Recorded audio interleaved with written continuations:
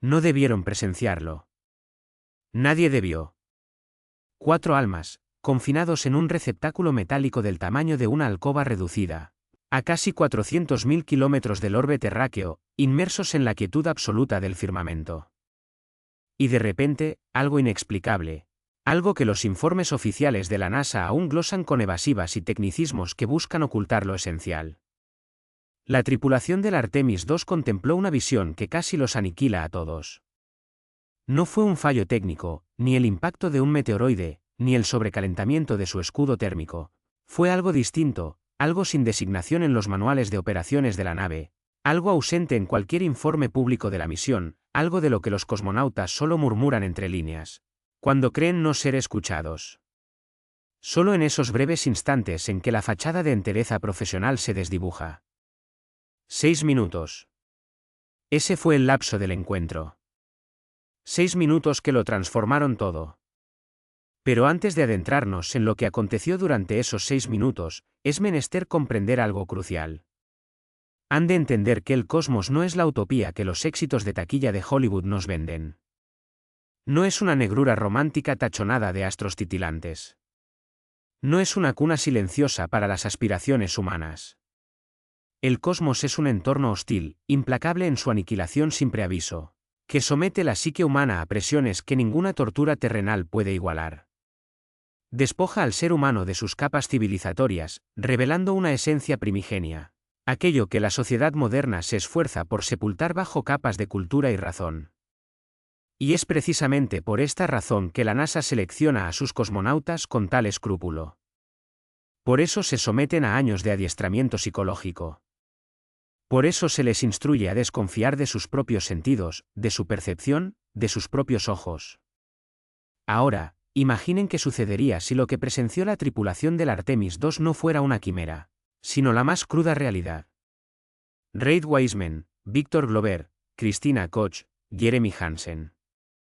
4 nombres grabados en la historia como los primeros seres humanos en circunnavegar la Luna desde el Apolo 17. En 1972. 50 años habían transcurrido desde que la humanidad enviara a sus hijos tan lejos de casa. 50 años la Luna nos observó desde su distancia, expectante. Y finalmente, ellos despegaron. Discursos emotivos, lágrimas en los ojos de los veteranos del programa, la sensación de un retorno a algo grandioso, a algo perdido. El orbe entero observaba, el orbe entero celebraba. Nadie sospechaba que tras ese júbilo se ocultaba algo que los comunicados de prensa jamás revelarían. Porque hay asuntos que la NASA omite.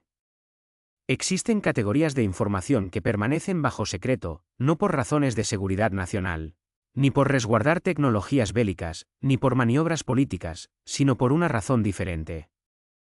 La misma por la que un facultativo a veces oculta la verdad a un paciente, porque la verdad puede ser más perniciosa que la dolencia. Porque hay realidades que la mente humana no está preparada para asimilar. Porque existen datos que, al ser liberados, tienen el potencial de desmantelar no solo un programa de exploración espacial, sino algo mucho más fundamental: nuestra fe colectiva en la comprensión de la estructura de la realidad.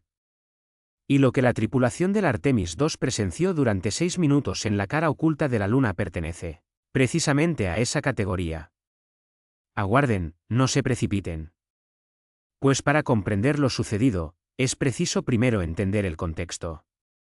Es necesario desentrañar qué es el programa Artemis, qué representa para la humanidad y por qué esta misión en particular, esta tripulación específica, este momento puntual, se convirtió en el punto de inflexión donde algo se desvió. O, visto desde otra perspectiva, el punto en que algo finalmente se alineó con lo que siempre debió ser.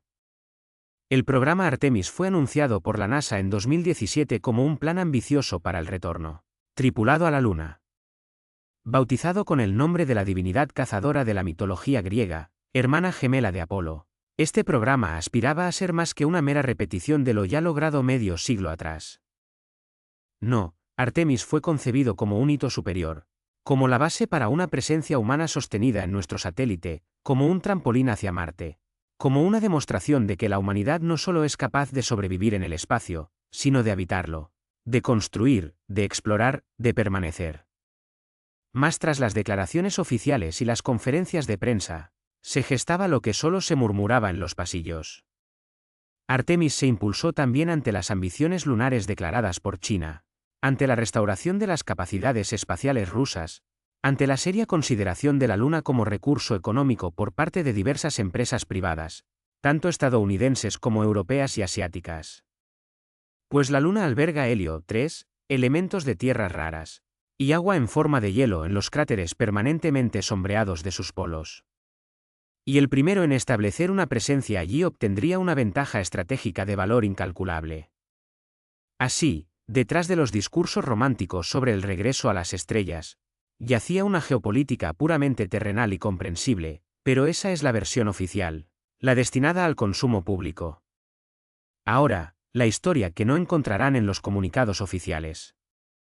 Entre quienes trabajaron en Artemis desde sus inicios, circulaban ciertos susurros, no estruendosos, sino discretos, no alarmistas, sino cautelosos murmullos en los corredores de Houston y Cabo Cañaveral. Susurros sobre datos recopilados por sondas lunares previas, y hubo muchas, muchísimas.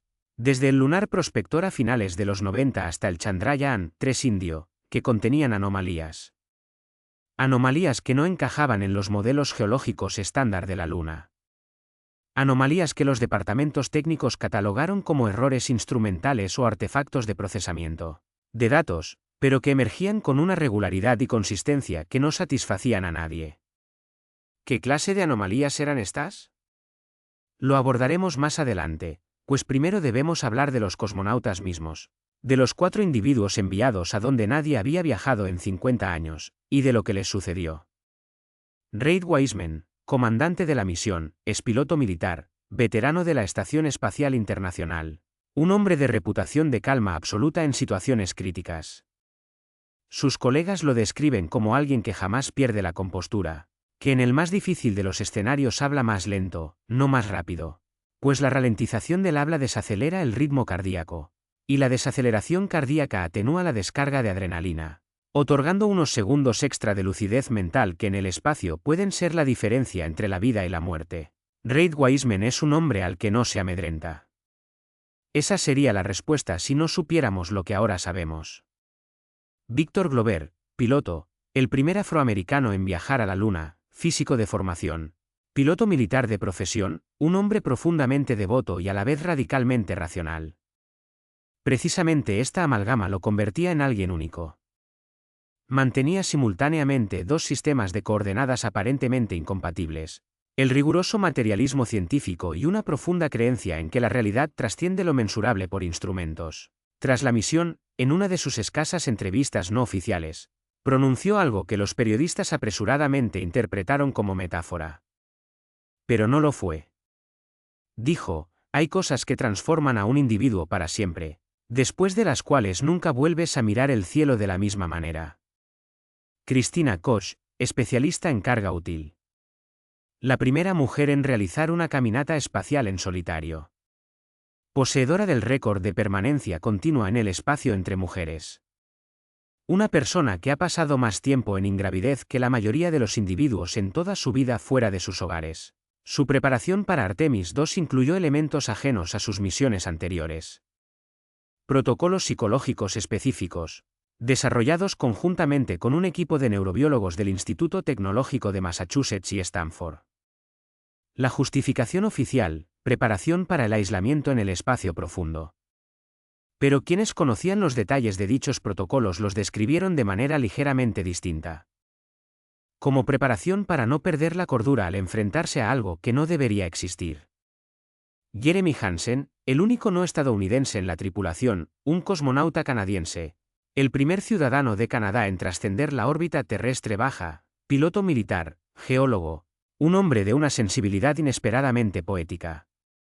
En sus diarios, redactados antes y durante la misión, algunos de los cuales se publicaron posteriormente, escribió sobre la Luna como un ente vivo, no en un sentido figurado, sino como si la Luna, en su percepción, poseyera una especie de conciencia, algo que él sentía ya en la Tierra, al contemplarla en su infancia, algo que no se desvaneció, sino que se intensificó al acercarse a ella. 4 almas, 4 maneras distintas de aprender el mundo y una experiencia compartida que todos describen de forma casi idéntica. A pesar de que la disciplina profesional exige minimizar las interpretaciones personales en los informes oficiales, vieron lo mismo. Esto es crucial. Sumamente crucial, porque una alucinación puede ser atribuida al estrés, a la hipoxia, a la alteración del sueño, a la radiación afectando las neuronas. Pero 4 alucinaciones idénticas en 4 individuos distintos, con perfiles psicológicos dispares, orígenes culturales diversos, arquitecturas neuronales diferentes, eso ya es otra historia. Eso ya no es una alucinación, es un fenómeno. Pero antes, el contexto, aquello sin lo cual lo sucedido carece de sentido. La luna no es lo que comúnmente se cree. Esta afirmación resulta extraña, especialmente para quienes recuerdan sus lecciones de astronomía escolar. Una esfera grisácea de roca, salpicada de cráteres de impactos de meteoritos, desprovista de atmósfera, inerte, predecible, ya explorada.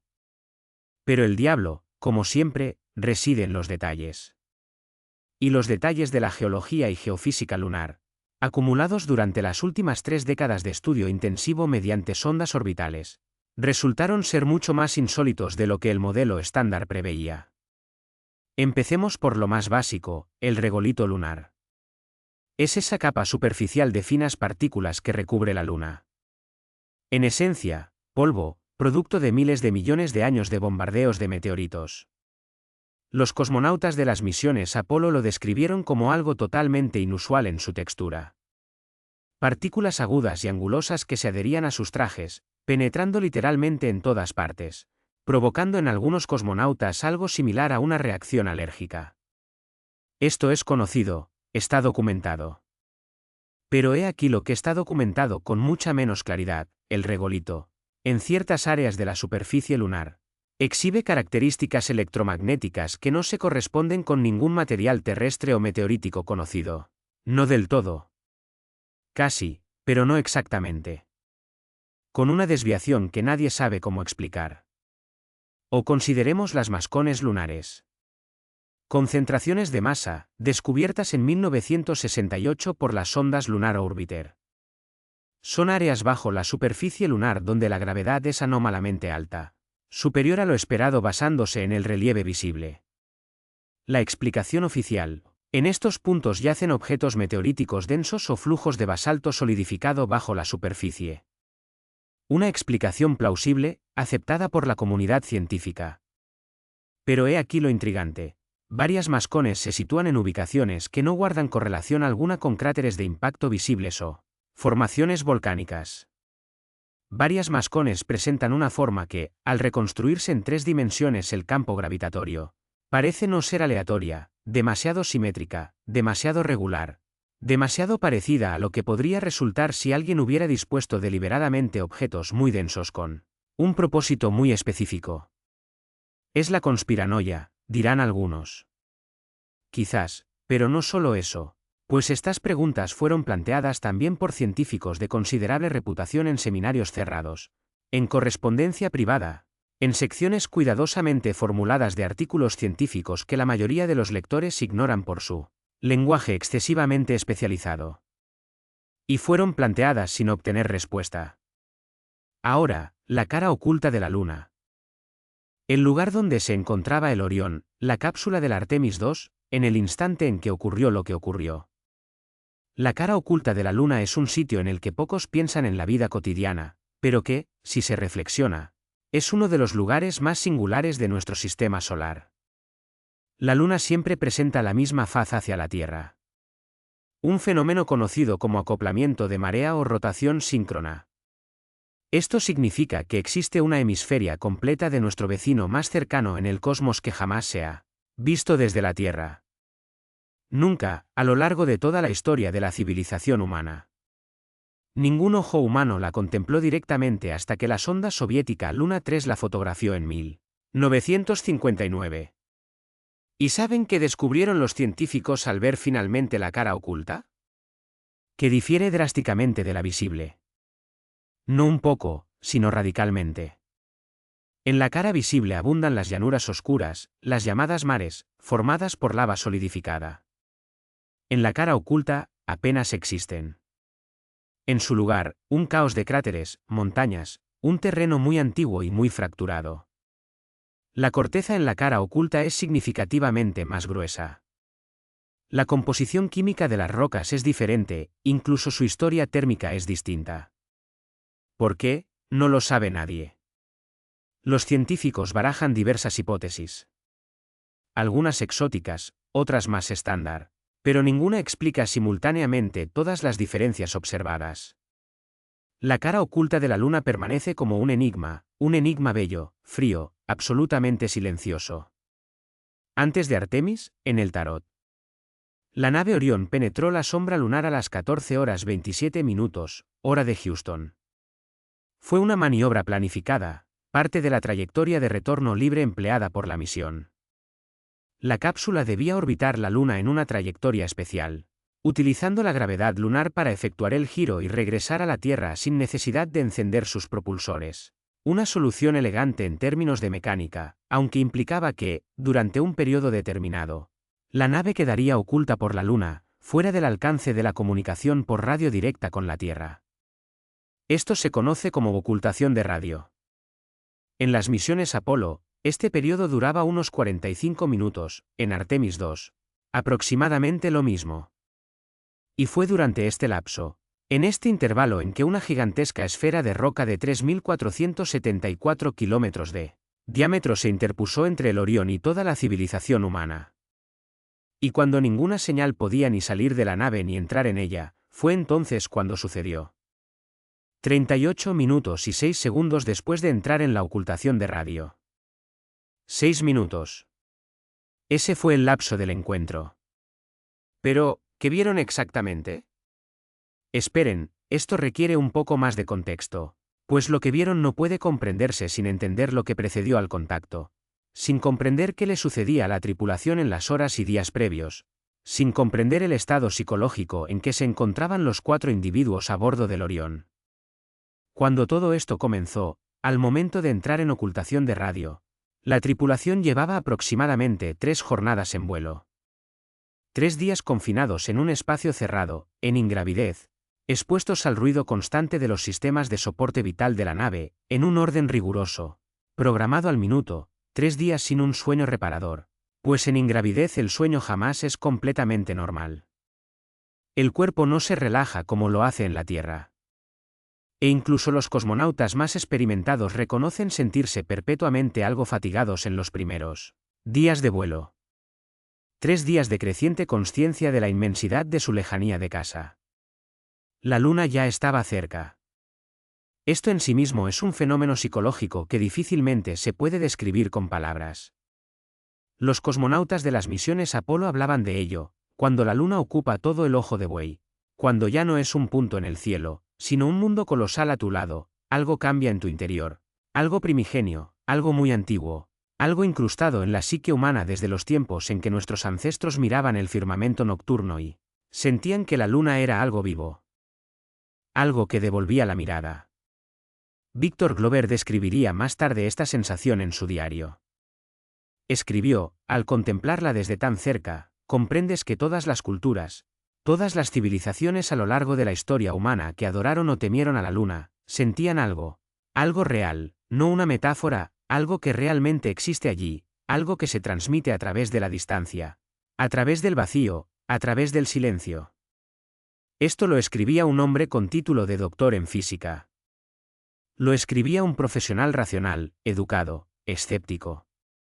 Y lo escribía antes de que todo sucediera. A las 14:19, hora de Houston, 8 minutos antes de entrar en ocultación de radio, Christina Koch detectó algo insignificante según su propia descripción, algo a lo que no habría prestado mayor atención en otras circunstancias. Las lecturas de los sensores, una leve desviación en las mediciones electromagnéticas de los instrumentos a bordo, no crítica, simplemente extraña. Un patrón que no pudo interpretar de inmediato. Lo comunicó al comandante. Reid Wiseman examinó los datos. Se miraron con esa mirada que los profesionales intercambian en el instante en que observan algo inusual, pero aún no saben cuán grave es. La mirada que dice, Veo lo que tú ves, y eso me preocupa un poco, pero no alarmemos las cosas todavía. Wiseman tomó la decisión de continuar la maniobra. Fue una decisión correcta desde el punto de vista técnico.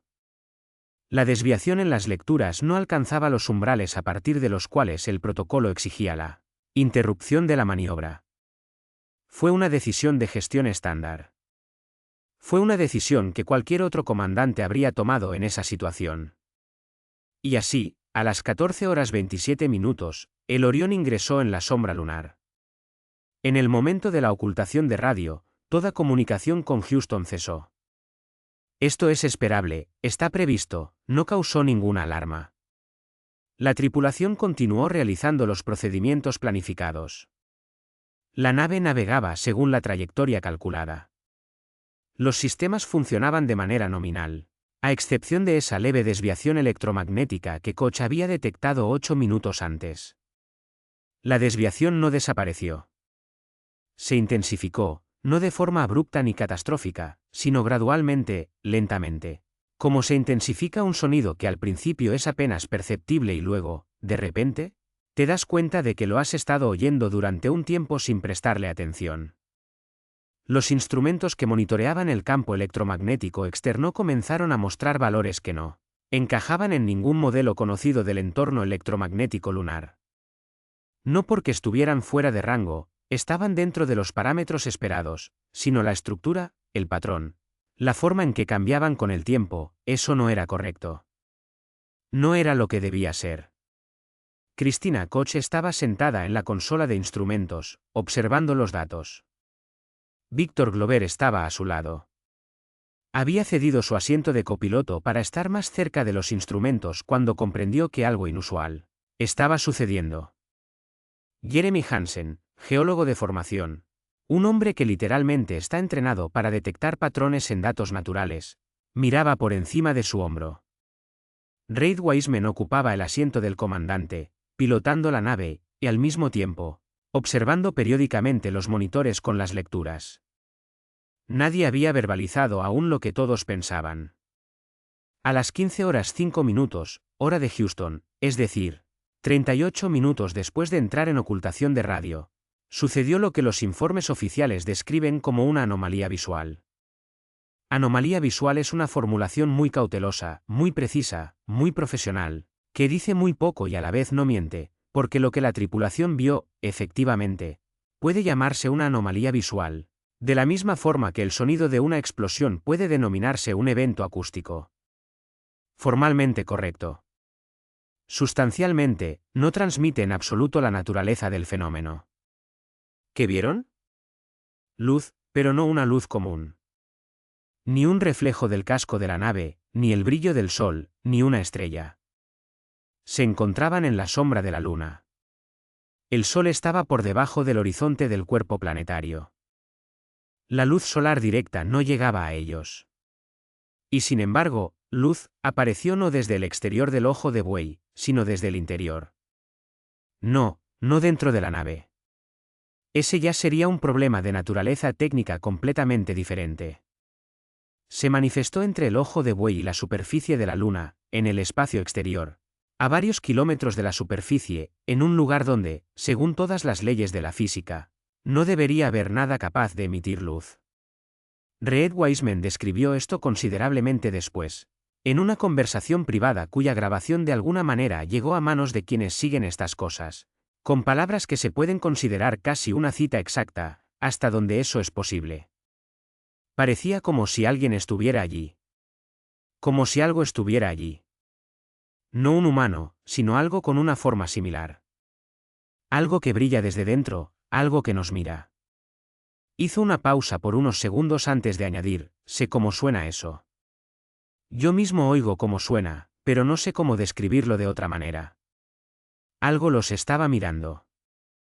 Esperen, eso no es todo, porque el componente visual es solo la mitad de lo que sucedió. Quizás incluso menos de la mitad, porque al mismo tiempo que apareció esta cosa brillante, algo comenzó a sucederle a la tripulación que ninguno de ellos pudo controlar y que ninguno de ellos comprende, completamente hasta el día de hoy. Comenzaron a recordar, no solo a recordar, sino a revivir. Cada uno de ellos, lo suyo.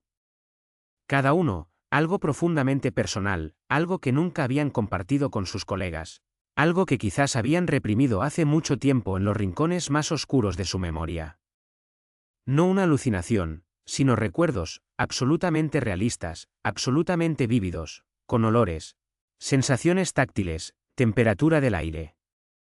Christina Koch vio a su madre. No solo una imagen, una presencia completa, el olor del perfume que usaba en los años 80, el calor de sus manos, las palabras que le decía cuando era pequeña, palabras que Koch nunca repitió a nadie, palabras que, según ella misma, nadie, absolutamente nadie, excepto ella y su madre, podía saber. Víctor Glover estaba en una iglesia, una pequeña, de madera, la que estaba en su ciudad natal en Texas y que se quemó por completo cuando él tenía 11 años. Estaba sentado en un banco de madera escuchando cantar al coro. Sentía el olor a cera de las velas, el crujir de las tablas de madera bajo sus pies, la sensación de un cuello de camisa almidonada en su garganta. Todo era tan real que, cuando la visión terminó, no pudo recordar dónde estaba durante varios segundos. Está documentado, porque las cámaras a bordo capturaron su rostro en ese momento.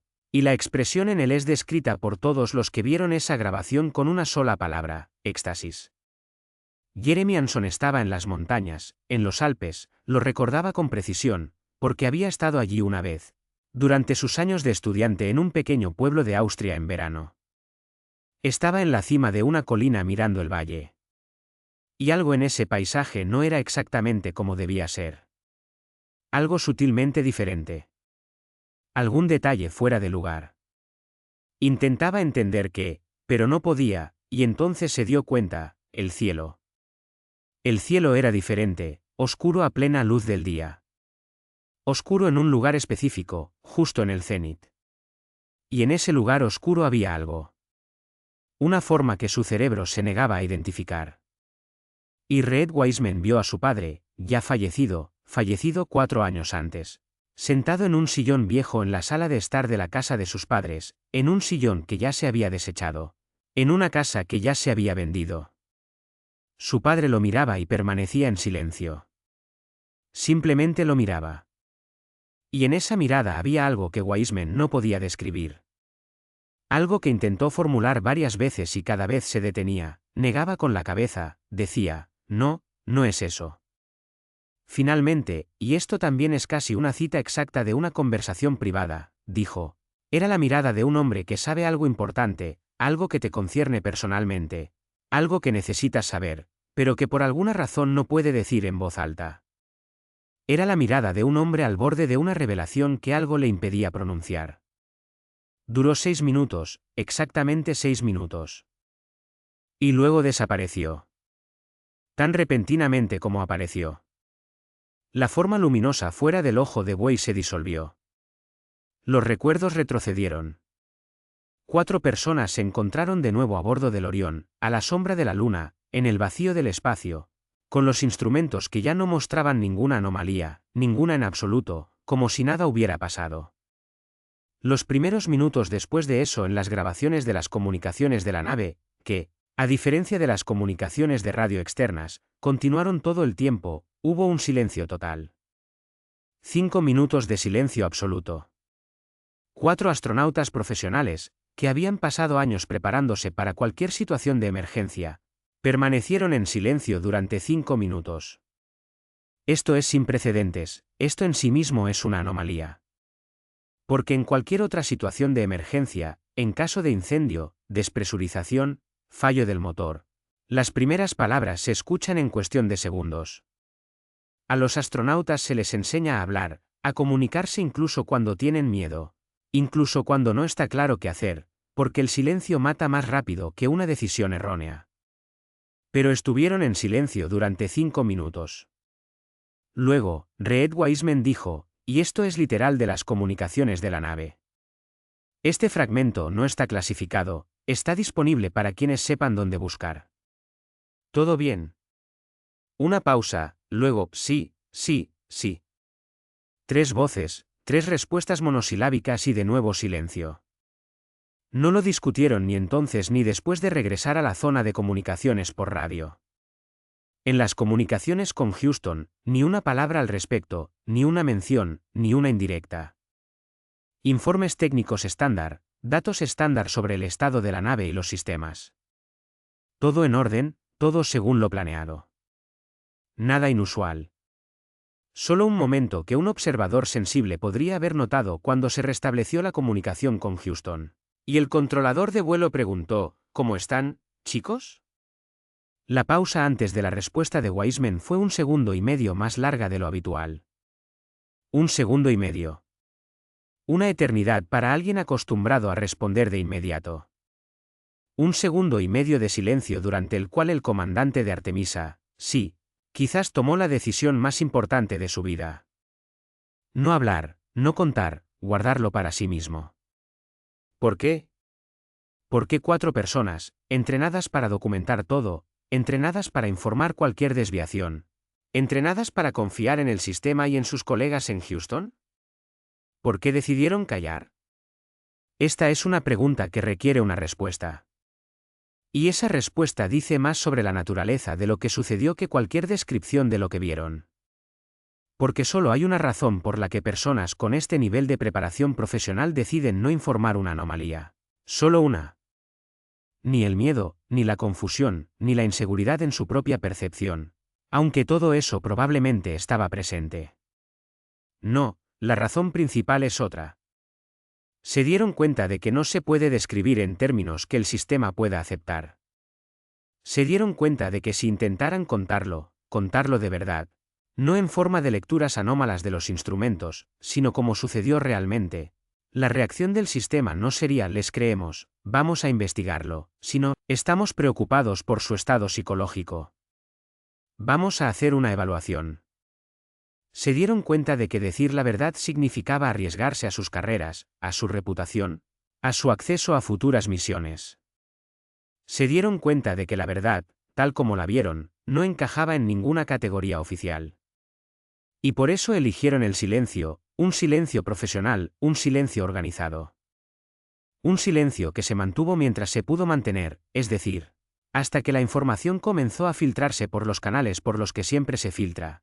A través de conversaciones privadas, a través de indirectas en entrevistas, a través de notas de diario que a veces se convertían en ojos ajenos, a través de esas pocas personas en la industria espacial que hicieron las preguntas correctas a las personas adecuadas en el momento adecuado. Y aquí comienza la parte de la historia que me parece más importante. No lo que sucedió, sino lo que significa. Porque si tomamos como hipótesis de trabajo que 4 astronautas profesionales no mienten ni tienen alucinaciones, que su experiencia en esos 6 minutos fue real en algún sentido significativo de la palabra, ¿qué se desprende de ello? Se desprende algo muy incómodo.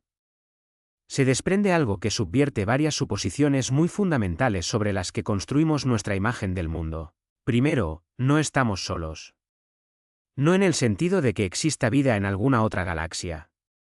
Esta afirmación se ha vuelto casi trivial. En el sentido de que justo aquí, justo al lado, a 384.000 kilómetros de nuestro hogar, en nuestra luna, en nuestro vecindario espacial más cercano, hay algo que nos vio y nos lo mostró con suficiente claridad como para que 4 personas con diferentes perfiles psicológicos experimentaran lo mismo. Segundo, este algo tiene acceso a nuestra memoria o a algo más profundo que la memoria, a esas capas de la psique que llamamos con diferentes nombres dependiendo de la tradición cultural, subconsciente, alma, archivo de vida, registros acásicos. Conocía a la madre de Christina Koch, conocía la iglesia quemada de Víctor Glover, conocía al padre fallecido de Reed Wiseman. ¿De dónde? Esta es una pregunta que hace sonreír nerviosamente incluso a personas que en principio están dispuestas a considerar la posibilidad de la existencia de una inteligencia extraterrestre, porque supone un nivel de intrusión en el espacio privado de una persona que es difícil de imaginar. Tercero, este algo eligió el momento. Precisamente el momento en que la nave estaba detrás de la Luna, cuando la comunicación con la Tierra estaba cortada, cuando 4 personas estaban completamente solas. Una coincidencia o una demostración de que esta entidad comprendía los protocolos del programa espacial humano, lo suficientemente bien como para elegir la ventana exacta en la que el contacto no sería registrado por sistemas externos. Y cuarto, lo más inquietante, es lo que esta entidad intentaba comunicar. Porque si pensamos en los 6 minutos no como una invasión, sino como un intento de comunicación, aunque sea muy extraño, aunque sea utilizando herramientas que apenas podemos describir, surge la pregunta sobre el contenido. Sobre lo que exactamente esta entidad quería transmitir a las 4 personas a bordo del Orión. A Christina Koch le mostraron a su madre. ¿Qué significa eso? ¿Qué significa mostrarle a una persona a alguien que ama, a quien quizás ha perdido o puede perder? ¿Es una amenaza, un consuelo, una demostración de conocimiento? Te vimos, sabemos quién eres. ¿O es algo más, algo para lo que nuestro idioma no tiene palabra? A Víctor Glover le mostraron un lugar que ya no existe. Un lugar del pasado, un lugar asociado con la fe. ¿Qué significa eso? Un recordatorio de que algo perdido todavía existe en algún lugar en algún sentido. O una demostración de que para esta entidad el tiempo funciona de manera diferente, de que el pasado es tan accesible para ella como el presente. A Jeremy Anson le mostraron un lugar familiar, pero con un cielo alterado, con una mancha oscura en el cénit, en la que había una forma. ¿Qué significa eso? Quizás es el más directo de los 4 mensajes: estamos allí, estamos en el cielo, estamos sobre ustedes. Siempre hemos estado. Y a Reed Wiseman le mostraron a su padre con una revelación no dicha. ¿Qué significa eso? Quizás es el más cruel de los 4, porque a una persona se le muestra algo que más desea. La oportunidad de hablar una vez más con alguien a quien ha perdido, y al mismo tiempo se le priva de esa oportunidad. El padre mira, el padre calla, el padre sabe, pero no dice. ¿Es tortura o advertencia? No tengo las respuestas, nadie las tiene. Esta es una respuesta honesta, y es peor que cualquier mentira. Porque la mentira da certeza, aunque sea falsa, y la incertidumbre no da nada más que una pregunta infinita y angustiosa que pende sobre ti mientras piensas en ello. Pero sé algo más. Sé que esta historia no termina con los 6 minutos detrás de la luna. Sé que hay una continuación. Y esta continuación es quizás aún más importante que el contacto en sí. Porque los 4 astronautas, tras su regreso, cambiaron. No en el sentido de un trauma psicológico, aunque eso también estuvo presente. No, en un sentido más fundamental. En un sentido que es muy difícil de describir con herramientas psicológicas estándar. Reed Wiseman, 3 meses después de su regreso, escribió su renuncia al cuerpo activo de astronautas. La razón oficial: traslado a un puesto administrativo. Tiene 52 años. Una edad perfectamente aceptable para seguir volando. Su estado físico, según los resultados de los exámenes médicos, cumple absolutamente con los estándares. Podría haber seguido volando. Eligió no volar. ¿Por qué? A esta pregunta responde evasivamente, citando razones familiares y el deseo de vivir en la Tierra. Víctor Glover comenzó a enseñar, regresó a la ciencia, no a la ingeniería aeroespacial, sino a la física. Física elemental que imparte a los estudiantes. Dice que quiere explicar cómo funciona el mundo. Dice que es más importante de lo que pensaba antes. Dice, y esta es una cita directa de una entrevista que dio a una pequeña publicación científica: creo que estamos al comienzo de algo muy grande. Creo que la próxima generación vivirá en una realidad diferente. Quiero que estén preparados. ¿Preparados para qué? No lo aclara. Christina Koch escribió un libro, no el oficial que todos esperaban. Sobre el vuelo, sobre detalles técnicos, sobre inspiración para jóvenes mujeres que sueñan con ser astronautas. No. Otro, pequeño, extraño, publicado en una edición limitada por una pequeña editorial especializada en literatura filosófica y espiritual. Un libro sobre la naturaleza de la memoria, sobre si el pasado es realmente pasado, sobre qué es el contacto entre diferentes formas de conciencia, sobre qué significa ser testigo de algo para lo que no tienes palabras. En este libro no hay ni una palabra sobre Artemisa II, ni una palabra sobre la Luna, sobre el espacio, sobre la NASA. Pero si has leído la descripción de lo que sucedió en esos 6 minutos, no puedes evitar notar que cada página de este libro está impregnada de esa experiencia. cada pensamiento, cada pregunta. Y Jeremy Anson, el que vio el cielo con la mancha oscura en el cénit, Anson volvió a la geología, al estudio de las rocas más antiguas de la Tierra, a la investigación de lo que estuvo aquí mucho antes que los humanos, mucho antes que la vida tal como la conocemos.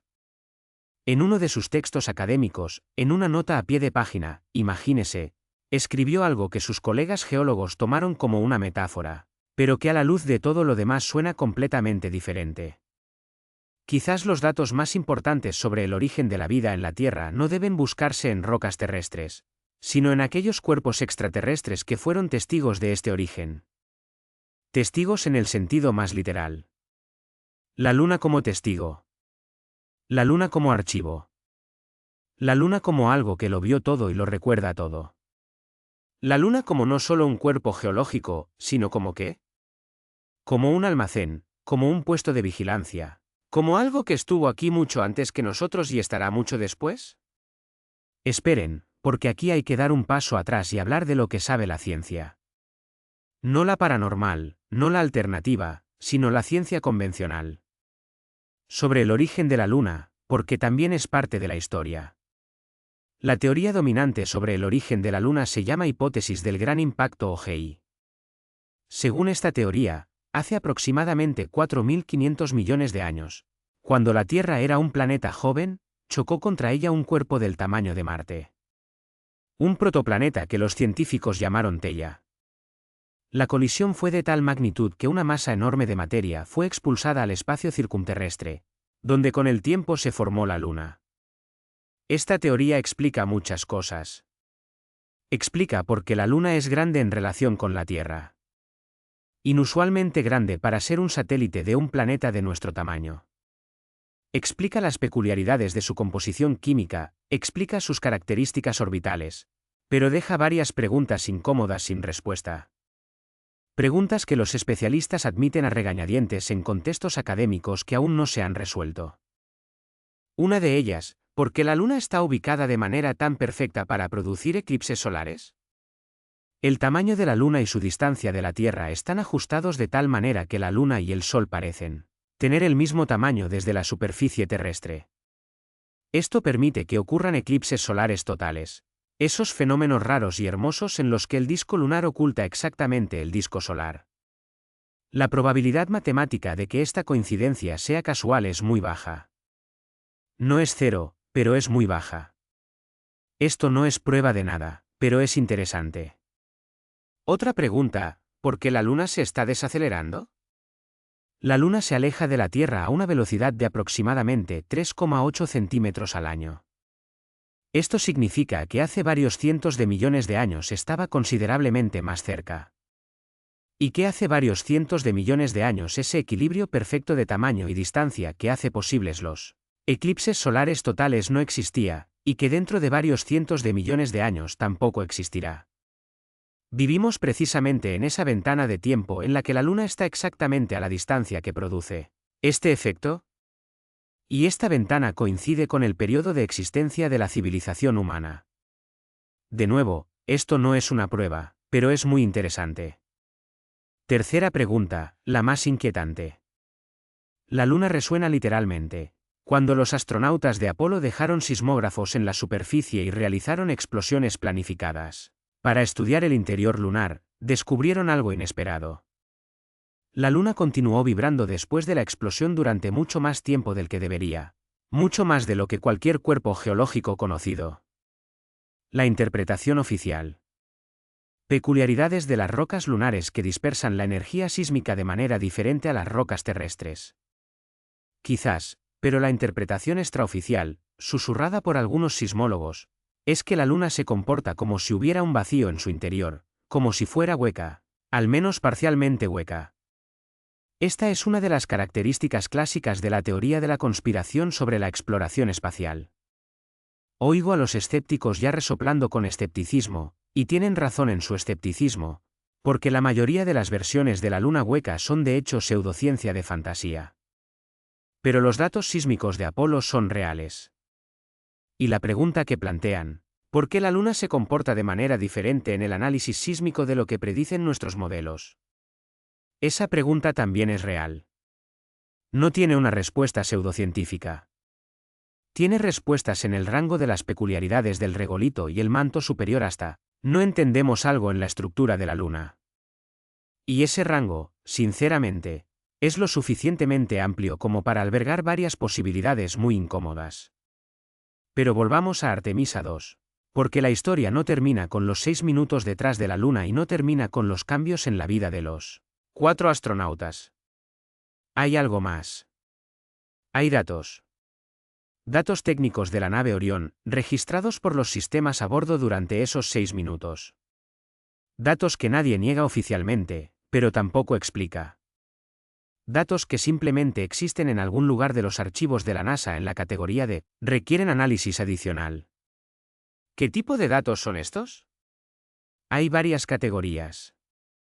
Primera, lecturas electromagnéticas. En el periodo de las 15:05 a las 15:11, hora de Houston, los sensores a bordo registraron un campo electromagnético estructurado alrededor del Orión. Estructurado es la palabra clave, no caótico, no aleatorio, no similar a interferencias del viento solar o del fondo geomagnético lunar, sino estructurado, como si fuera creado por una fuente con una geometría claramente definida. No se detectó ninguna fuente visualmente confirmada ni instrumental, pero la estructura del campo era tan clara que varios ingenieros que analizaron los datos más tarde llegaron, independientemente, a la misma conclusión. Un campo así podría ser creado por una fuente con una forma que se corresponda aproximadamente con una figura antropomorfa, aproximadamente de forma humana, aproximadamente de altura humana. Esto es lo que Reed Wiseman describió con palabras. Como si alguien estuviera allí. Segunda categoría de datos, biometría de la tripulación. Los 4 astronautas estaban conectados a un monitoreo constante de sus parámetros fisiológicos: ritmo cardíaco, respiración, respuesta galvánica de la piel, temperatura corporal, actividad cerebral. Durante el periodo de contacto, en esos mismos 6 minutos, los parámetros de actividad cerebral de los 4 cambiaron sincrónicamente. ¿Sincrónicamente? Simultáneamente. Los 4 cerebros entraron en un modo que los neurobiólogos asocian con un estado específico, un trance meditativo profundo, al borde del sueño, pero con un nivel de conciencia conservado e incluso elevado. Este estado a veces se llama hipnagógico, a veces estado de ondas Z. ¿Es ese estado en el que el cerebro humano es más receptivo a qué? ¿A qué exactamente? La respuesta neurobiológica oficial, al pensamiento asociativo, a la intuición creativa, a imágenes hipnagógicas vívidas, a recuerdos que no se evocan voluntariamente, sino que surgen por sí mismos. Lo que algunos investigadores mencionan, pero solo en conversaciones privadas, se relaciona con lo que diversas tradiciones espirituales denominan apertura, ese estado en el cual las señales que normalmente son filtradas por la conciencia en el estado de vigilia se vuelven accesibles. 4 cerebros entraron simultáneamente en este estado, de forma sincrónica, sin ninguna influencia farmacológica, sin hipoxia ni estímulo físico conocido. La tercera categoría de datos, y quizás la más inquietante, son los relojes de a bordo. Durante el periodo de contacto, los cronómetros a bordo del Orión registraron una discrepancia mínima, minúscula, de apenas segundos, con respecto a los relojes atómicos de Houston. Una discrepancia que excede el desplazamiento relativista esperado para la velocidad y el potencial gravitatorio involucrados. Un margen insignificante, unos segundos, pero sistemático, acumulado precisamente durante esos 6 minutos. Como si, en ese lapso, el tiempo a bordo del Orión transcurriera de manera ligeramente distinta, un poco más lento de lo que debería. Unos pocos segundos en 6 minutos. Es una cantidad ínfima, casi nada.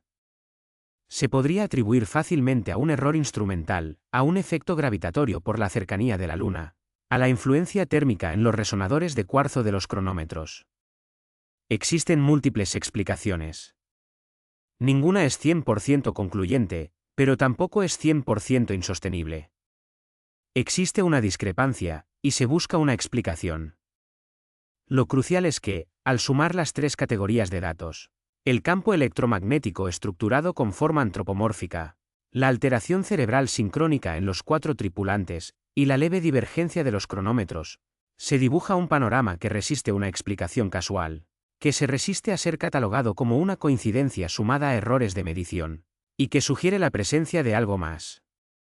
Y es aquí donde la parte más compleja se desvela, pues ese algo más puede ser muy variado, y personas distintas ante los mismos datos llegan a conclusiones muy diversas.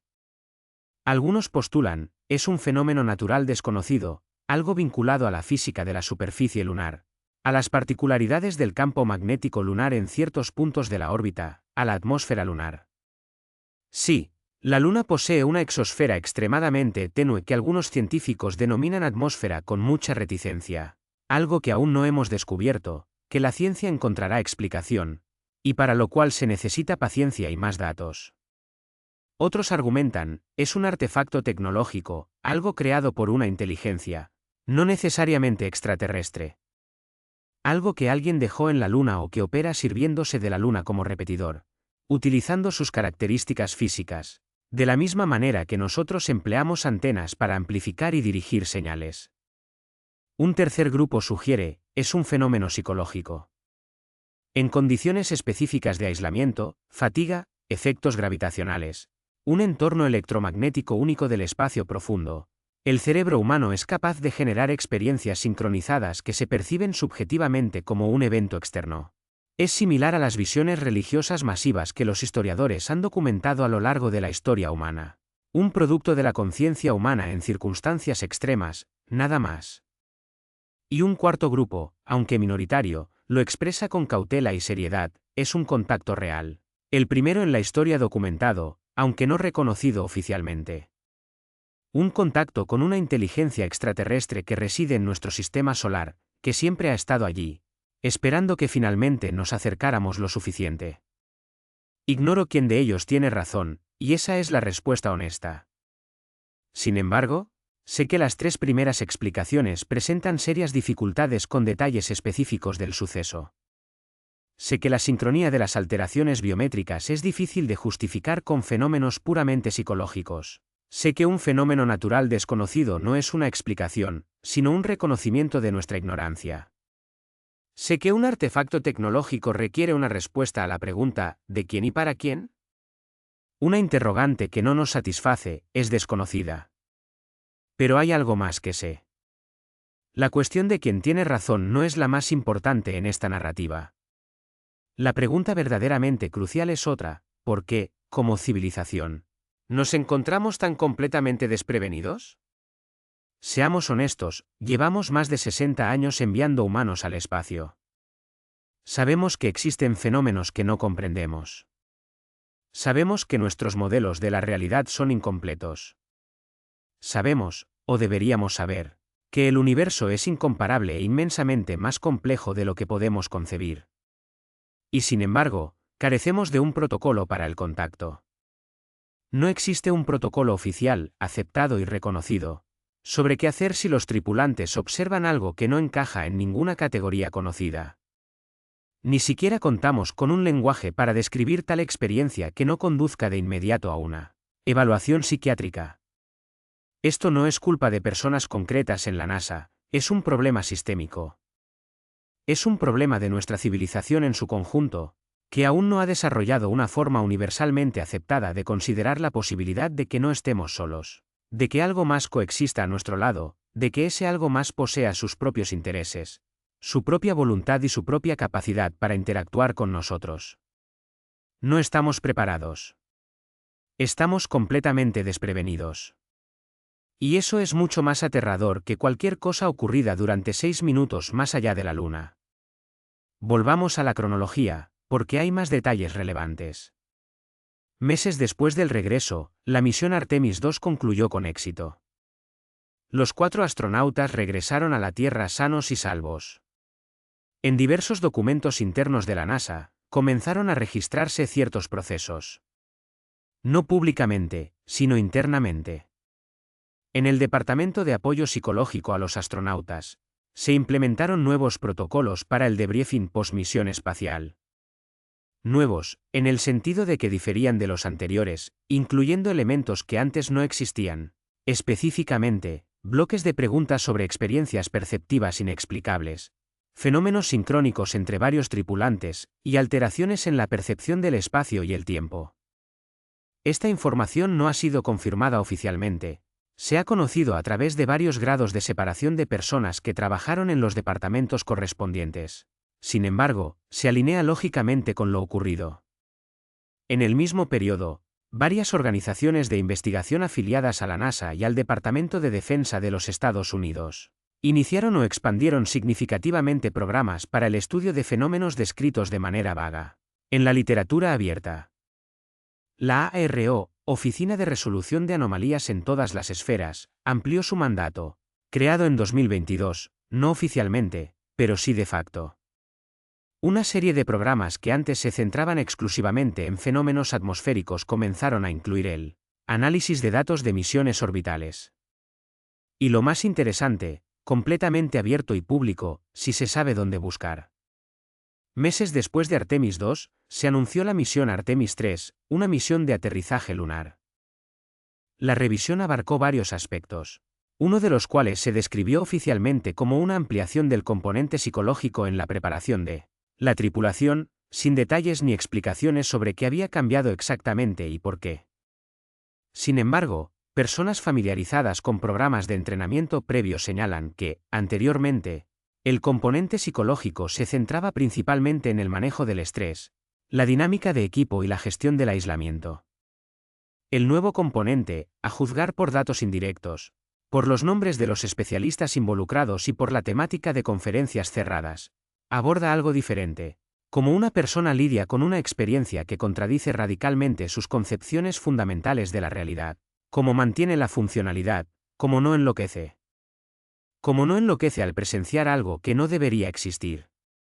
Esto es importante, muy importante, porque significa que alguien en un nivel suficientemente alto se ha tomado esto en serio.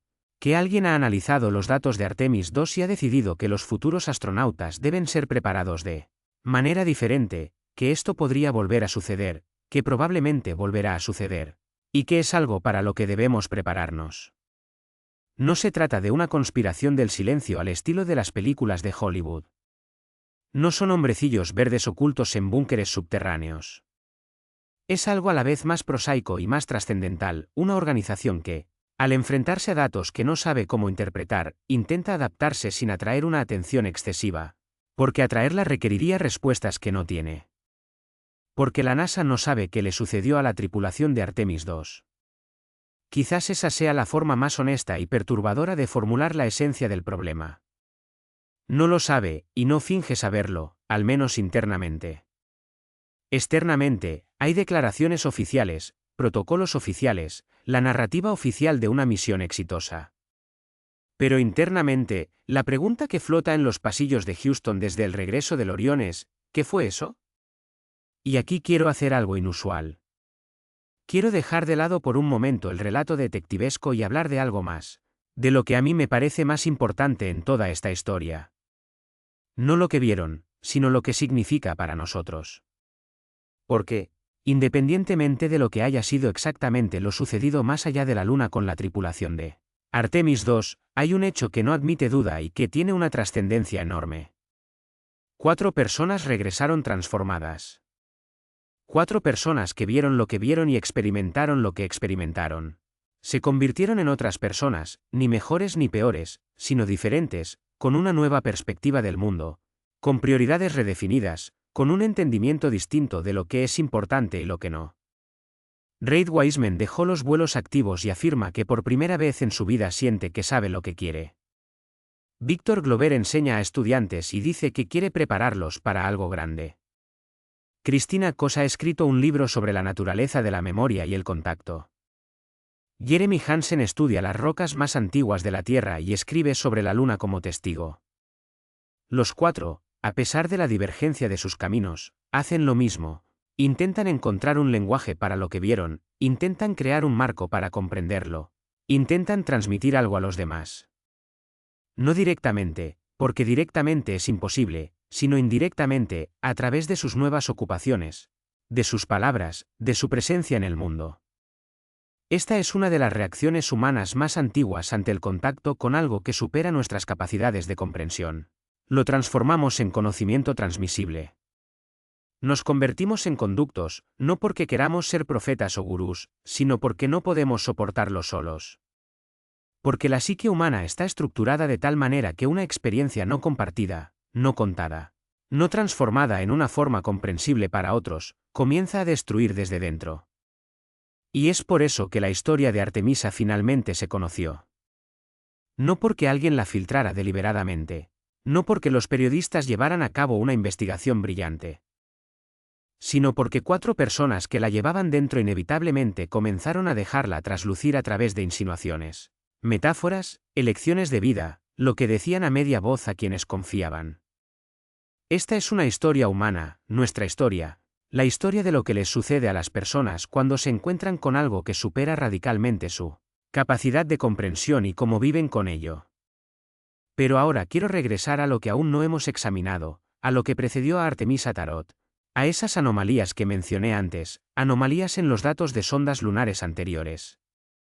Porque si consideramos los 6 minutos más allá de la Luna como un evento aislado, es una historia.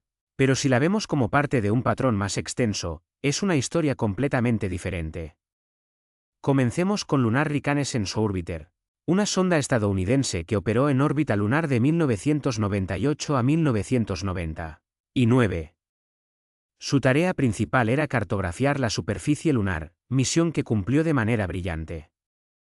Entre sus descubrimientos, la confirmación de la existencia de hielo de agua en cráteres permanentemente sombreados en las regiones polares. Esta fue una noticia importante y ampliamente difundida. Pero hubo otro detalle en los datos del LRO que no se publicitó tanto: el mapa del campo magnético lunar. La Luna, a diferencia de la Tierra, no posee un campo magnético global. Carece de un dínamo planetario activo en su núcleo, pero presenta anomalías magnéticas localizadas, pequeñas áreas superficiales con magnetización elevada, remanentes presumiblemente de una época en que la Luna aún tenía un núcleo activo. Estas anomalías son bien conocidas y documentadas, pero el LRO registró algo más allá de las anomalías conocidas. Varias regiones, pequeñas, no las más destacadas en valores absolutos, presentaban un patrón de magnetización que difería de las demás, no por su intensidad, sino por su estructura, la orientación del campo, su distribución espacial, un patrón que era regular, demasiado regular para una formación natural, un patrón que algunos especialistas describían como una red si se tratara de algo artificial. Estos datos están disponibles públicamente, documentados en artículos científicos, no se ocultan. Simplemente, la interpretación de una anomalía natural debido a las peculiaridades del enfriamiento de las rocas magmáticas se ha adoptado como estándar, y la mayoría de las personas se conforma con esa interpretación. Pero varias secciones de esta red lunar se encuentran precisamente en la zona sobre la cual voló el Orión en el momento del contacto. ¿Es esto una coincidencia, o es un contexto que altera la interpretación? Hablemos ahora de la Chandrayaan India, y no solo de la tercera, que aterrizó exitosamente en la Luna en 2023, sino de la segunda, que se estrelló durante el aterrizaje en 2019. La causa oficial del accidente fue un error de software en el sistema de control del motor de descenso. Todo correcto, es la verdad. Pero he aquí lo interesante: minutos antes del accidente, cuando la sonda aún operaba normalmente y transmitía datos, sus sensores detectaron algo que la Organización India de Investigación Espacial describió en su informe como una perturbación electromagnética inesperada a una altitud de aproximadamente 3 kilómetros sobre la superficie. Una perturbación que no se correlacionaba con ningún fenómeno electromagnético lunar conocido. Una perturbación que apareció 27 segundos antes de que un error de software provocara el accidente. ¿Fue esa la causa? ¿Fue una casualidad? ¿Fue algo que interrumpió el funcionamiento de los sistemas a bordo? Esta pregunta no fue considerada oficialmente. La Chandrayaan-2 se estrelló debido a un error de software. Esa es la conclusión oficial, y es correcta, porque el error de software efectivamente existía. Pero, ¿qué provocó ese error en ese momento específico? Esa pregunta no fue objeto de la investigación oficial. Y ahora, la Kawaii japonesa, que operó en órbita lunar de 2007 a 2009. Esta sonda filmó el primer vídeo de alta resolución de la superficie lunar y realizó numerosos descubrimientos científicos importantes. Pero entre sus datos se encuentra una serie de imágenes tomadas por la Cámara de Visión General Lunar en el espectro ultravioleta, que la JAXA, Agencia Japonesa de Exploración Aeroespacial, marcó como dignas de estudio adicional y que desde entonces se han investigado en régimen cerrado. ¿Qué contienen? Eso no lo saben las personas fuera de los departamentos correspondientes de la JAXA. Oficialmente, artefactos de la cámara ultravioleta que requieren interpretación técnica. Extraoficialmente, según varios ex empleados de la JAXA que hablaron anónimamente, algo en la cara oculta de la Luna, algo que parecía una estructura regular en la superficie, algo que a primera vista generó suficiente ruido en el grupo de procesamiento de datos como para que el material fuera inmediatamente canalizado en secreto. La cara oculta de la Luna, de nuevo. Esto empieza a parecer un patrón, algo que se manifiesta una y otra vez, en los datos de diferentes sondas, de diferentes países, de diferentes periodos de tiempo, algo que no encaja en los modelos estándar.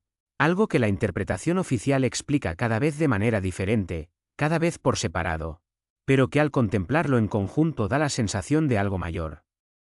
La sonda china Chang'e 4, que realizó el primer aterrizaje en la cara oculta de la Luna en 2019. Un logro auténtico, un evento histórico, y sus datos son importantes y extensos. Pero he aquí lo interesante, un año después del inicio de las operaciones del rover YouTube 2 en la cara oculta, la Administración Espacial Nacional China anunció un volumen de datos publicados ligeramente más modesto de lo esperado. Oficialmente, prioridades del Programa Científico Nacional. Extraoficialmente, varias fuentes cercanas al programa mencionaron que ciertos datos recopilados por el rover requerían un análisis minucioso antes de su publicación.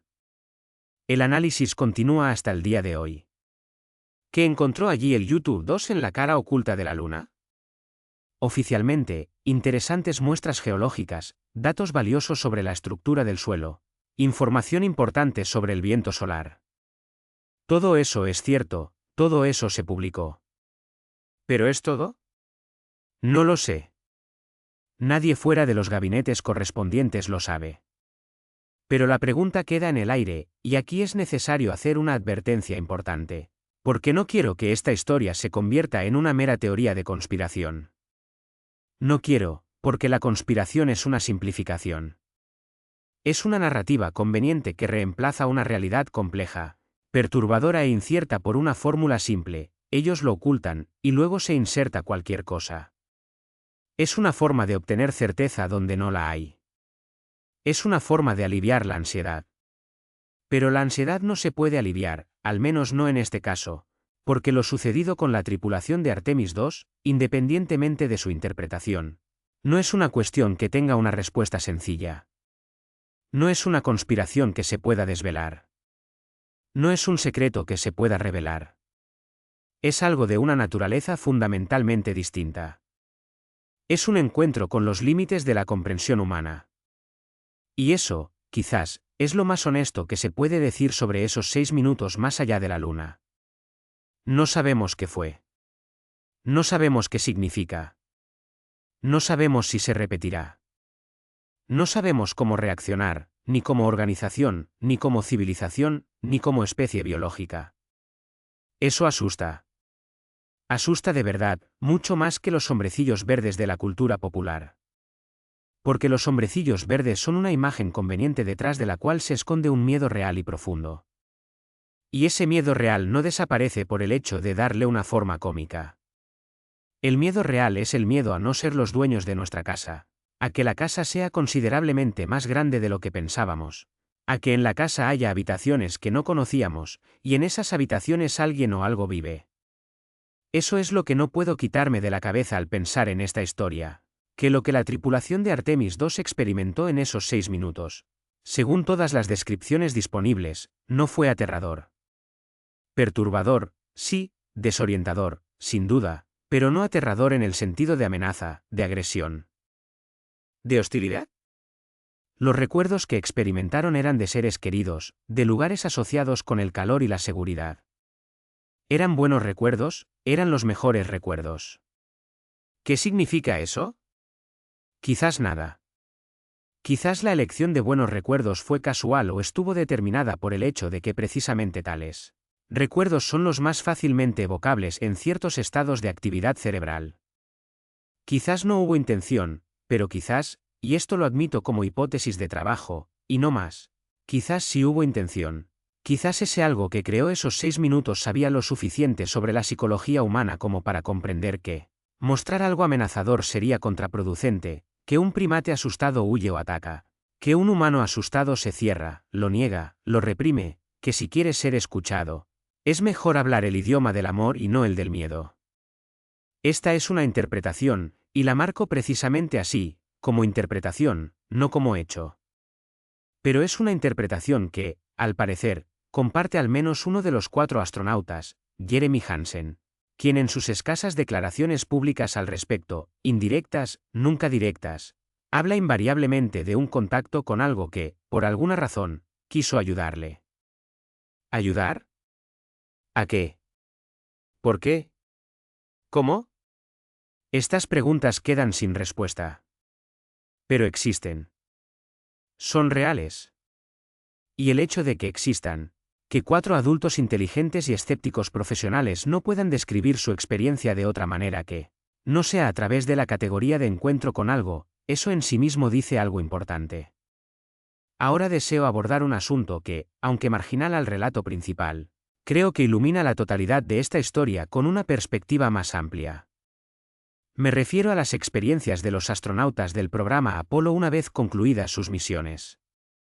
Esto sienta las bases, un patrón en el cual Artemis II se inscribe, quizás no por azar. De los 12 individuos que hollaron la Luna durante la era Apolo, varios experimentaron tras su regreso sucesos que sus biógrafos denominan delicadamente como transformaciones.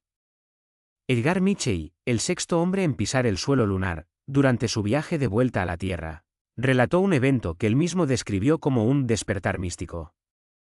Una súbita y poderosa conexión con la totalidad del cosmos, la percepción de que todo está interconectado, que la conciencia es fundamental, y que la materia emana de una fuente más profunda. Esta vivencia lo alteró de tal modo que, al retornar, abandonó la NASA y fundó el Instituto de Ciencias Noéticas, una entidad dedicada al estudio de la conciencia y su nexo con la realidad física. Jamás renunció a esa experiencia, hasta su último día, sostuvo que lo que sintió en el espacio era real. Más real, argumentaba, que la mayoría de las cosas que la gente considera tangibles. Alan Bean, el 4º hombre en la Luna, tras su regreso, dejó de lado su carrera de astronauta para dedicarse a la pintura. Se obsesionó con plasmar la Luna, una y otra vez, utilizando diversas técnicas y herramientas. Manifestaba no poder detenerse, pues había algo que permanecía con él, algo que las palabras no podían expresar pero sí los colores. Buzz Aldrin, el 2º hombre en la Luna, libró durante años una batalla contra la depresión y el alcoholismo, algo ampliamente conocido y reconocido por él mismo. Lo que menos se divulga es que, en conversaciones privadas relatadas por personas de su confianza, admitió que la causa de su abatimiento no era la misión en sí. Era la brecha insalvable entre lo que había presenciado allí y la vida a la que regresaba. Un abismo entre una experiencia que lo había transformado irrevocablemente y un mundo que seguía su curso como si nada. Es exactamente esta sensación la que describe Víctor Glover, esa disonancia. Esa impresión de haber vislumbrado algo que hace que la vida cotidiana parezca menguada. No en el sentido de inferior, sino de menos extensa, menos tangible, menos plena. Existe un término psicológico para este fenómeno, el efecto de visión general o overview effect. Es un fenómeno psicológico descrito y documentado que experimentan muchos astronautas al contemplar la Tierra, desde el espacio. Una súbita y profunda epifanía emocional que resalta la unidad, la fragilidad y la belleza de nuestro planeta. La percepción de que las divisiones entre personas, naciones y nosotros frente a ellos, son construcciones artificiales, y que solo la totalidad es real. Está constatado. Es reconocido e incluso se considera uno de los beneficios potenciales a largo plazo de la exploración espacial.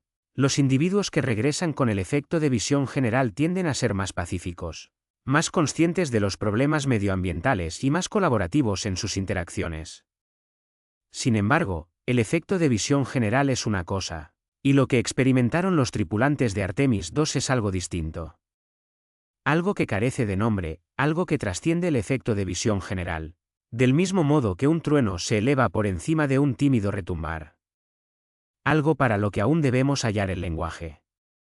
Y lo intrigante es que lo sucedido más allá de la Luna con la tripulación de Artemis II ocurrió en el año 2024. Un año en el que el mundo se encontraba fracturado como nunca antes, política, social y culturalmente. Un año en que la confianza en las instituciones alcanzaba mínimos históricos. Un año en que la tecnología generaba información a un ritmo vertiginoso, superior a la capacidad de procesamiento de la mente humana. Un año en que miles de millones de personas miraban las pantallas de sus teléfonos, incapaces de apartar la vista, no por agrado, sino por la dependencia de ese flujo incesante. 4 seres humanos fueron arrancados de ese flujo, arrancados física y literalmente, enviados a casi 400.000 kilómetros de distancia de todo ello, encontrándose en un silencio absoluto, un aislamiento total, una soledad completa, pero también en una proximidad absoluta a algo inmenso. Y es precisamente allí, en esa quietud, en ese aislamiento, donde algo sucedió. Me parece que no es un lugar ni un momento casual para tal acontecimiento. Considero que hay algo profundamente simbólico en que, justo cuando la humanidad se desvinculaba finalmente del estruendo, algo se hiciera posible. Algo que en el estrépito habría sido inaudible. Esto es una interpretación, susceptible de error, pero me parece relevante. Pues una de las cosas que hemos perdido en nuestra civilización actual es el silencio. No la mera ausencia de sonido, sino el silencio interior, ese vacío propicio para que algo ocurra, para que algo se escuche, para que nuestra mente deje de generar un torrente continuo de reacciones a estímulos externos y se vuelva receptiva por un instante. En ese estado, un estado Z, al borde del sueño, se encontraban las mentes de los 4 astronautas durante esos 6 minutos. Es el mismo estado en el que se encuentran las mentes de quienes experimentan epifanías místicas, revelaciones, encuentros con algo que trasciende la descripción racional pero que los transforma para siempre. Quizás lo sucedido más allá de la Luna no sea una anomalía de nuestra realidad, sino una norma que solo se revela bajo condiciones excepcionales.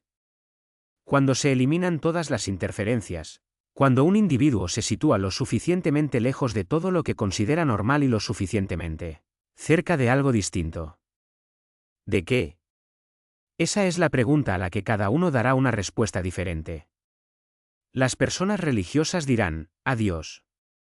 Los científicos materialistas, a su propio subconsciente.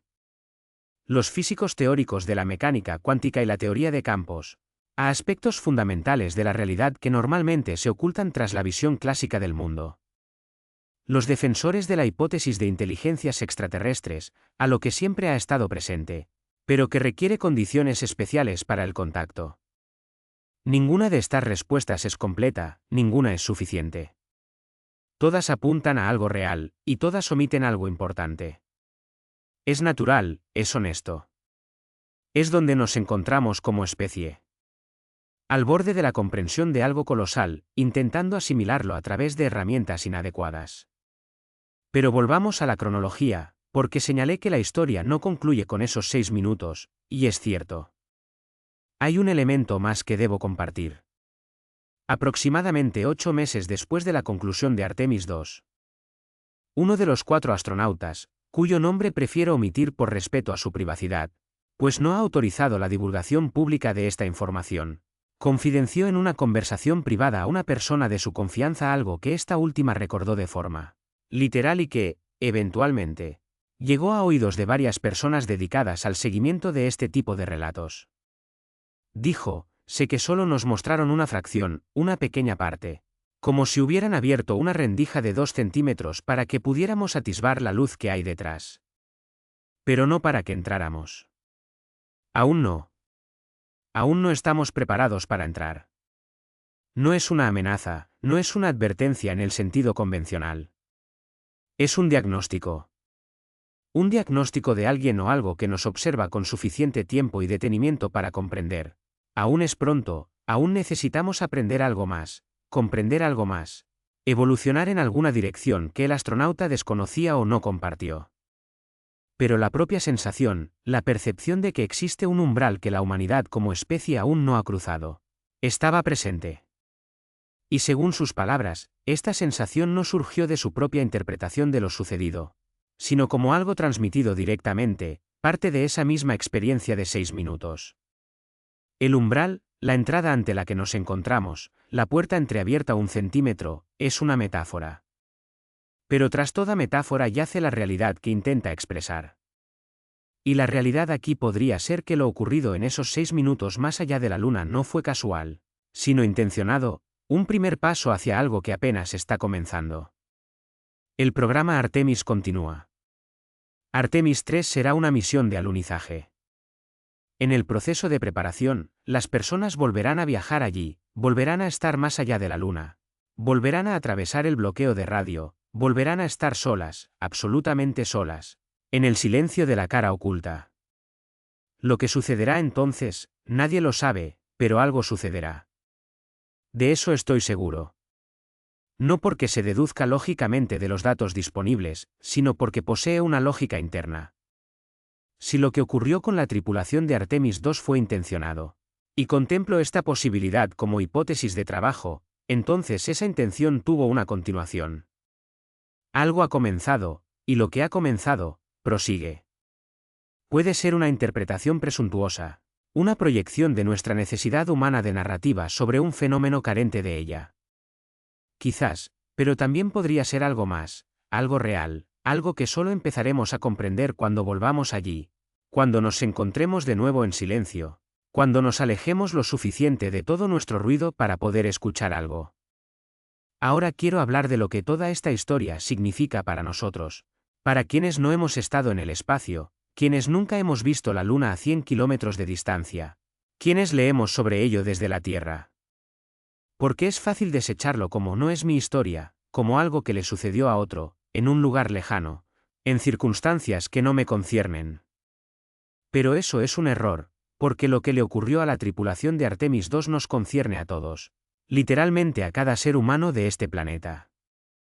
Porque si fue un contacto con algo que coexiste con nosotros, que nos conoce, que elige cómo y cuándo interactuar con nosotros, entonces esto cambia radicalmente la imagen de nuestra posición en la realidad. Significa que no somos quienes creíamos ser. Significa que nuestro hogar es distinto de lo que pensábamos. Y si no fue un contacto, si fue un fenómeno natural, psicológico o un artefacto tecnológico, entonces también es algo importante. Significa que en la naturaleza, en nuestra psique, en la tecnología existen posibilidades y fenómenos que desconocemos, que la realidad es más rica que nuestros modelos, que aún hay mucho por descubrir. En cualquier caso, es relevante. Y he aquí lo que me parece más valioso de toda esta historia, nos devuelve la capacidad de asombro. Nos devuelve esa sensación que parece estarse perdiendo. La noción de que el mundo no está completo, de que aún está lleno de cosas que no comprendemos, de que aún es capaz de sorprendernos. Esto es, quizás, lo más importante que podemos extraer de esos 6 minutos más allá de la luna. No respuestas, no explicaciones, no protocolos para la siguiente misión. No, solo asombro. Un asombro vivo, genuino, un poco inquietante, ante la idea de que el mundo es más grande de lo que pensamos. Pero ahora, y entiendo que he pospuesto esto lo más posible, es hora de abordar la parte más sombría de esta historia. Esa parte que resulta más difícil de describir sin caer en la especulación. Esa parte que, si se toma en serio, tiene implicaciones que trascienden con creces una sola misión. Me refiero al patrón. Porque si reunimos todo lo que sabemos, las anomalías de datos del Lunar Reconnaissance Orbiter, el accidente del Chandrayaan-2 con la perturbación electromagnética previa, las imágenes clasificadas de Kawaya, los datos cerrados del Chan-4 y, finalmente, los 6 minutos de Artemis II, nos encontramos ante algo que, al observarlo honestamente, es difícil calificar como una serie de anomalías casuales. Parece una presencia, algo que ha existido allí durante mucho tiempo, que observa, que reacciona, que en ocasiones, bajo condiciones específicas, en situaciones concretas, interactúa, y que, al parecer, siempre lo ha hecho. Porque hay algo más que debemos decir. Las anomalías en las lecturas de los instrumentos no comenzaron con el Lunar Reconnaissance Orbiter en 1998. Comenzaron antes, mucho antes. Los programas lunares soviéticos, las sondas Luna, registraron sucesos que aún yacen en los archivos secretos soviéticos y que se hicieron parcialmente accesibles, tras el colapso de la URSS. Sucesos que los científicos soviéticos explicaron de diversas maneras, y no todas las explicaciones fueron convincentes. Relatos de los que los especialistas soviéticos hablaban entre sí en esos mismos pasillos donde siempre se dice la verdad, con una perplejidad no disimulada. Hubo casos en que las sondas soviéticas, siguiendo trayectorias calculadas cerca de la Luna, mostraron desviaciones inesperadas, pequeñas, explicables técnicamente, pero con una cierta recurrencia que fue notada y que no encajaba en los modelos gravitacionales estándar. La hipótesis de los mascones explicaba parte de estas desviaciones, pero no todo. El resto permanecía sin explicación. Y aún antes, los Apolo, sí, esos mismos de los 12 hombres que pisaron la Luna, varios. No me extenderé en detalles, pues requeriría una conversación aparte. Varios informaron en conversaciones privadas, extraoficiales, sobre cosas que no quedaron registradas en los informes oficiales, cosas que ellos mismos no podían explicar, cosas que vieron o sintieron en la superficie lunar. Esto no es invención de conspiranoicos. Está documentado. No oficialmente, pero sí a través de entrevistas, de cartas, de testimonios de personas que escucharon esos relatos directamente. Y lo que describían los astronautas del Apolo, a pesar de las diferencias en los detalles específicos, compartía una característica común con lo descrito por la tripulación de Artemis II. Era algo que no encajaba en ninguna de las categorías existentes. Algo para lo que no había palabras. 50 años. 50 años que este patrón se repite. 50 años que los datos se acumulan. Cada vez en un país diferente, cada vez con equipo distinto, cada vez con tripulación distinta. Y cada vez, algo. No siempre, no de forma regular, no predecible, pero algo. Como si realmente hubiera alguien allí, como si realmente viviera o existiera algo o alguien que no necesita una interacción constante con nosotros, pero que a veces, bajo ciertas condiciones, por motivos que no comprendemos, reacciona, contacta, se recuerda. Que es una civilización extraterrestre, algo que reside en otras dimensiones de la realidad y que a veces se manifiesta en la nuestra. Restos de algo muy antiguo, existente mucho antes de la humanidad. Algo que hemos creado nosotros mismos, colectivamente, inconscientemente, la noosfera. Algo para lo que aún no tenemos una palabra adecuada. No lo sé, honestamente no lo sé. Pero sí sé que las próximas personas que viajen más allá de la Luna se encontrarán allí de nuevo. Atravesarán de nuevo el bloqueo de radio. Estarán de nuevo solas. Y me pregunto, deberíamos todos preguntarnos, ¿qué sucederá entonces? Volvamos, sin embargo, a esas 4 personas, porque quiero finalizar su historia no como una narrativa de contacto, sino como una narrativa de personas, de cómo viven quienes han visto algo que los cambió para siempre. Ha pasado tiempo desde Artemis II. Tiempo suficiente para observar cómo cada uno de ellos se ha adaptado a su nueva vida, cómo cada uno ha encontrado su forma de procesar lo que llevan consigo. Reid Wiseman se dedica a la preparación de futuros astronautas. No en el sentido de entrenamiento técnico, para eso hay especialistas. Él se dedica a otra cosa. Mantiene largas conversaciones informales sobre por qué vuelan, qué esperan encontrar, qué harán si hallan algo completamente distinto. No es una función oficial. Sus responsabilidades formales son otras, pero lo hace. Y quienes han pasado por ello afirman que estas conversaciones son la parte más importante de su preparación, más crucial que los simuladores. Víctor Glover, en una charla con estudiantes, cuya grabación ha circulado, dijo algo que considero la descripción más precisa de lo sucedido. No hablaba de la Luna, ni de Artemis, sino de la naturaleza del conocimiento. Afirmó, lo más valioso que puede sucederle a un científico es encontrarse con un fenómeno para el cual no tiene explicación. No porque la explicación sea imposible, sino porque aún no existe. Ese es un momento de crecimiento. Es el momento en que la ciencia avanza. Teman el día en que crean haber explicado todo. En ese momento, dejarán de ver la realidad.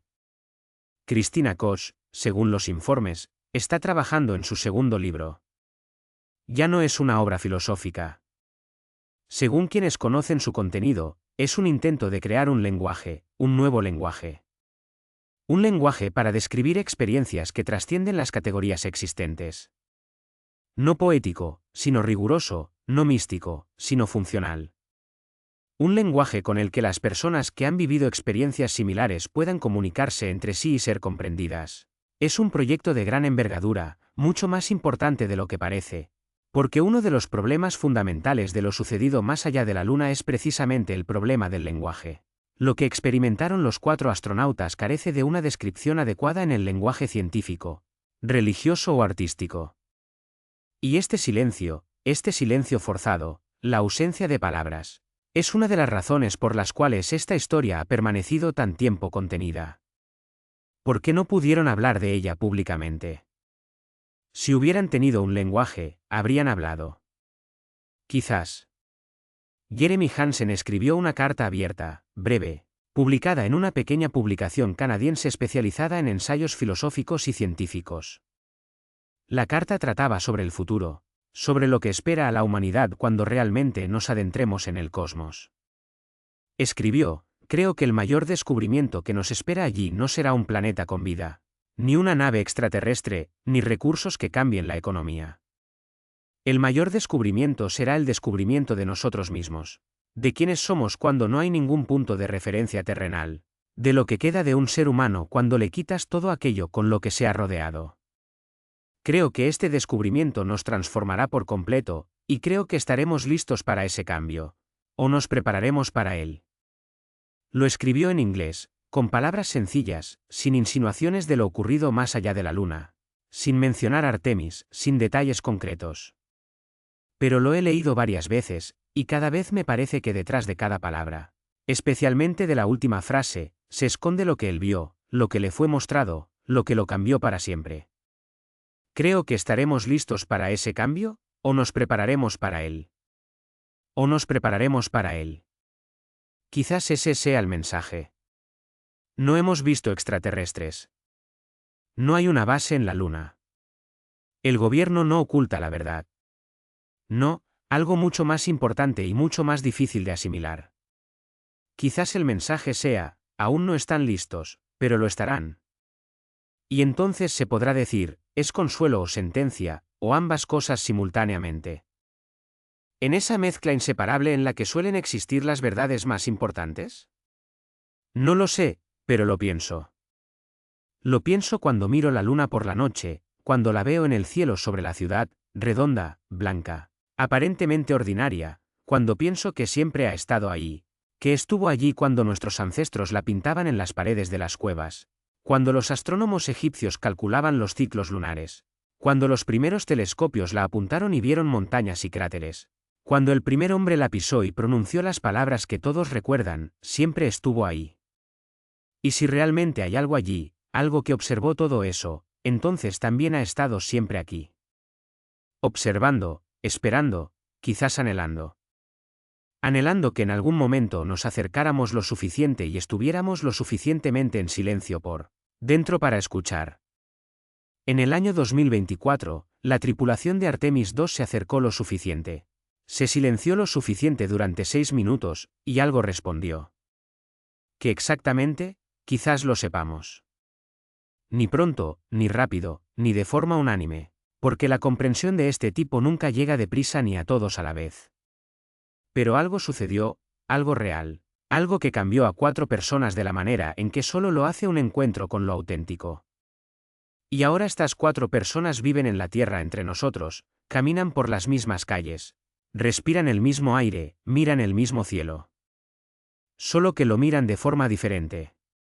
Y a veces, en raros momentos de quietud, al mirar la Luna, quizás sientan algo que nosotros no sentimos. Algo que les recuerda esos 6 minutos, algo cálido, algo vasto, algo que les devuelve la mirada. Y es aquí, en este punto de la narración, donde deseo hacer una pausa y decir algo importante. Algo que me parece la clave de toda esta historia. La clave que desvela no una puerta con respuestas, sino algo distinto, algo quizás más preciado. A lo largo de todo este relato, los he guiado a través de minucias, de datos, de trayectorias vitales, de anomalías instrumentales y perfiles psicológicos. He tejido una narrativa concebida para persuadirlos de que un acontecimiento auténtico, de suma importancia, digno de reflexión, tuvo lugar. Y todo ello es veraz. La narración es tan real como cualquier otra puede serlo, es decir, en la medida en que los detalles concuerdan con la realidad y en que su interpretación es honesta. He procurado ser sincero, pero esto es lo que deseo comunicarles al final. El quid de la cuestión no reside en las minucias, ni en las rarezas de los aparatos, ni en las variaciones sincrónicas de la radiación cósmica, ni en la discordancia de los cronómetros. El verdadero asunto es la interrogante, esa pregunta que esta historia suscita, una que cada ser humano sobre la faz de la Tierra se ha planteado al menos una vez en un instante de quietud, contemplando el firmamento, el océano, o simplemente sumido en la oscuridad antes de conciliar el sueño. Una pregunta antiquísima, que no ha desaparecido pese a todo el poderío de nuestra ciencia, tecnología y racionalidad. No estamos solos, no en el sentido de si existe vida en otras galaxias, sino en un sentido más inmediato. ¿Hay alguien más junto a nosotros, aquí, en nuestro sistema, en nuestro hogar? ¿Hay algo que nos conozca, que haya presenciado nuestro advenimiento, que observe nuestro desarrollo, que en ocasiones, muy raramente, bajo circunstancias especiales, nos envíe una señal? No puedo responder a esta incógnita. Nadie puede hacerlo con la certeza que exigen todos los estándares probatorios necesarios. Carecemos de esa respuesta, pero poseemos una historia. La historia de 4 individuos que se aventuraron a un lugar inexplorado en 50 años, y que retornaron transformados, habiendo experimentado algo, habiendo cambiado.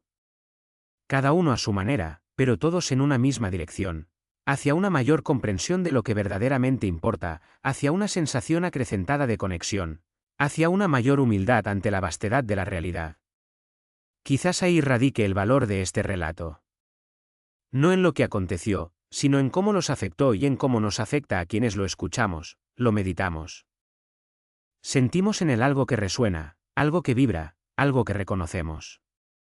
Y ese algo no es temor ni asombro. Se asemeja a un recuerdo. Como si en lo más hondo de nuestro ser supiéramos ya que el cosmos está estructurado de esta manera, que no estamos solos, que existe una grandeza mayor que la que percibimos, que esa grandeza, ocasionalmente, nos contempla desde la misma distancia desde la que nosotros miramos a la luna. Y que algún día, no ahora, pero eventualmente, la distancia entre nosotros se acortará de tal modo que, por fin, podremos escucharnos mutuamente de verdad. No a través de 6 minutos de lecturas anómalas de instrumental, no a través de recuerdos personales implantados en mentes ajenas, sino de verdad, directamente, con claridad, como una conversación entre aquellos que anhelaban charlar desde hace mucho tiempo. La luna sigue suspendida en el cielo, manteniendo su órbita alrededor de la Tierra en 28 días. Continúa provocando las mareas y, quizás, influyendo en nuestros sueños. Persiste en mostrarnos su faz visible, desde el mar de la tranquilidad, desde la bahía del arco iris, desde el océano de las tormentas. Y la cara oculta, aquella que no vemos, sigue allí, en la penumbra, en el silencio, con sus enigmas, sus datos, sus desvíos, sus mascones y sus patrones magnéticos, y su corteza excesivamente gruesa, y sus incontables cráteres, y su superficie que solo unos pocos orbitadores y un rover chino han vislumbrado. Y que durante unas horas imborrables una pequeña cápsula metálica con 4 tripulantes contempló. Durante horas, de las cuales 6 lo cambiaron todo, minutos. Durante más de 100 años la humanidad ha soñado con el espacio. Durante más de 60 años ha viajado hacia él. Y he aquí 6 minutos. 6 minutos que quizás señalan el inicio de algo nuevo, el comienzo de un diálogo, el establecimiento de una relación, cautelosa, torpe, marcada por una vasta incomprensión mutua. Entre nosotros y algo que siempre ha estado presente. Aún no estamos preparados, pero lo estaremos. No es aterrador, es asombroso. Es nuestra historia. La historia de todos nosotros.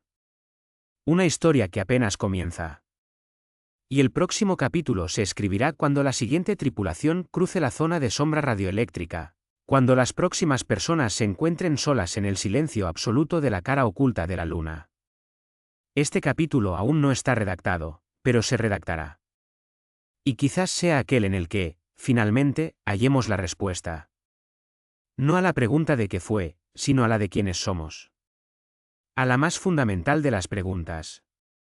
Aquella que nos planteamos desde el instante en que, por vez primera, alzamos la vista hacia el firmamento y allí vimos la luna, blanca, fría, inmensa, silenciosa, observándonos desde arriba.